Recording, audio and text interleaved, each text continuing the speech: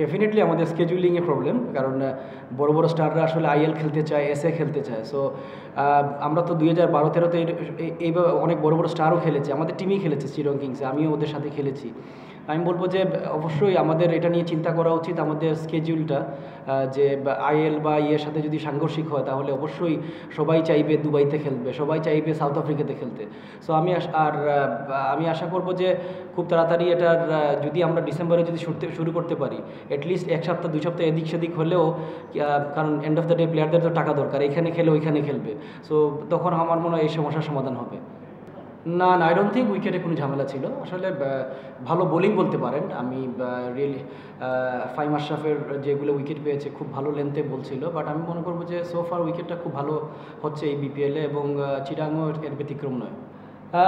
সত্যি কথা বলতে রিয়েলি প্রাউড অফ খালেদ, কারণ এমন একটা সিচুয়েশন থেকে যে ও সিলেট থেকে আমাদের কথার সাথে সাথে রাজি হয়ে টিমের স্বার্থে ও চলে এসেছে সিলেট থেকে। আর নর্মালি আসলে সিলেট যদি থাকতো হয়তো মনটা আর একটু খারাপ থাকতো। সো ও আমাকে কল করেছিল গতকালকে যে ভাই আমি কি করব। সো আমি বললাম যে আসলে সিলেটে থাকলে মনটা খারাপ থাকবে বাসায় বসে থেকে, আর এখানে আসলে হয়তো একটু উৎফুল্ল থাকবে।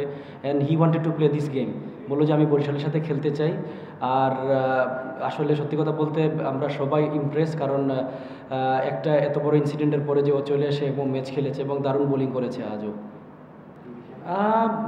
সমস্যাগুলো আসলে আমাদের টপ অর্ডার ফেইলার, কারণ টি-20 ক্রিকেটে আপনি যদি দেখেন ফার্স্ট পাওয়ার প্লেতে যদি আপনার 3-4টা উইকেট পড়ে যায়, আমাদের আসলে আমরা 6টা ব্যাটসম্যান নিয়ে খেলি, আমাদের লং টেল।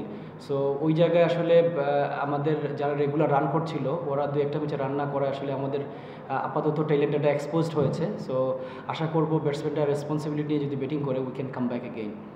তুলনামূলক বলতে আমি বলবো যে আসলে আর্লি উইকেট আমাদের যদি টিমের চিন্তা করি, আমাদের আর্লি উইকেটটা পড়ে যাচ্ছে। সো আমাদের ক্লার্ক যেমন আমাদের খুব ভালো ব্যাটিং করছিল পুরো through out the tournament. So ও 2টা ম্যাচে আউট হয়, আমরা আসলে একটু পিছিয়ে গেছি। আর বলবো যে উসমানও রান করছিল, দুজন আমাদের খুব মানে ফর্মের প্লেয়ার, আমরা রান করতে পারিনি, এই জন্য আসলে আমরা স্ট্রাগলিং করছি। আর আমি টু বি অনেস্ট এই বছর বিপিএলে কোনো কিছু মানে মানে সাধুবাদ দিতে হয় কিউরেটার বলেন বা বলেন যে উইকেটের। সো এখনও চিটাগংয়ে আরও 3-4 দিন আছে, আমি আশা করবো যে হাই স্কোরিং গেমই হবে। মোটামুটি না, খুব ভালো, কারণ খুব ভালো বোলিংই করছে, কারণ পাওয়ার প্লেতে বোলিং করা চ্যালেঞ্জিং। ও কিন্তু পাওয়ার প্লেতে বোলিং করে এবং 16-17 নম্বর ওভারের মধ্যে প্রায় গেমই করেছে। আমি বলবো যে অনেক বড় ব্রেভ হার্ট বোলারও, আর সত্যি কথা বলতে ওর পেস নিয়ে কাজ করছে। সো আমি বলবো যে বাংলাদেশকে ছোটো ফর্মেটে অনেক দিন ও সার্ভিস দিতে পারবে, আর এরকম বোলার আসলে খুব কমই আসে। আমি আশাবাদী আলিসুল ইসলাম বা বাংলাদেশে আবার কামব্যাক করবে এবং স্ট্রংলি কামব্যাক করবে বাংলাদেশের পরে।